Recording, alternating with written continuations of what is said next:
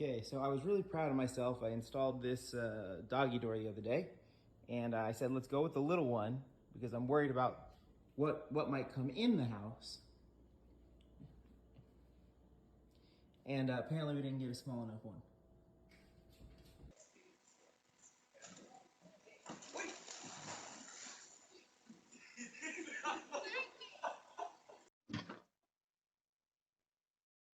God! Jesus, there's an iguana in the front yard!